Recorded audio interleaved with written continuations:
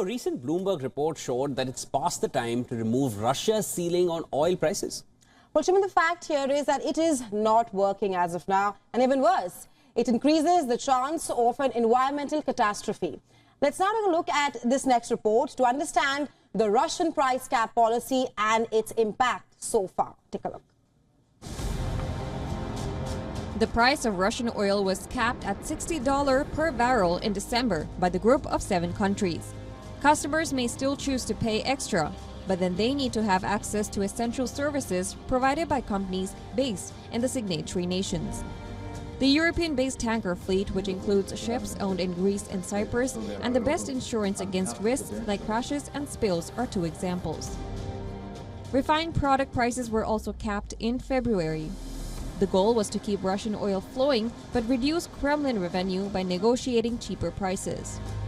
The success of the limit would rely on Russia's willingness to sell below the capped price and Moscow's dependence on Western ships and services to keep its oil flowing to international markets. The plan seemed to be effective at first. For the first 8 months, the limit was in place. The country's primary Urals export grade traded at a discount to the ceiling. However, that was due more to general state of the oil market than the cap system.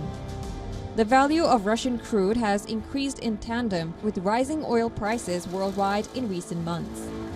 Most Urals is being transported abroad ships whose owners are willing to break the limit, which now stands close to $100 per barrel. The steepest price cuts happened at times when few ship owners were willing to transport Russian oil. To carry Russian oil, however, a slew of new tanker operators have accumulated a fleet of aging ships that were on the verge of being scrapped before the invasion. The United Nations is worried about the heightened possibility of a large oil leak caused by those rusting old vessels. Some ships have been shutting off their location indicating transponders and shifting cargo from one aging ship to another, which has authorities from the United Nations concerned. The discount for Russian cargoes versus foreign benchmarks, the major measure of success for the price cap, has shrunk as the share of oil shipments carried by the shadow fleet grows in Moscow. The price cap system has good intentions, but is toothless. Even if the price ceiling was revised to reflect market conditions, some shipments may still be sold for less than a new minimum. But the Kremlin's revenue would not be affected. There is a lack of interest in doing anything that would slow down Russian oil flow. That, even as tighter enforcement and restriction on rusty old ships would reduce the chance of an oil leak.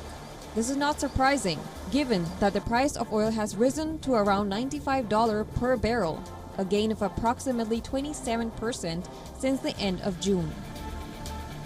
Scrapping the cap or keeping it would make no difference to the amount of Russian crude on the market.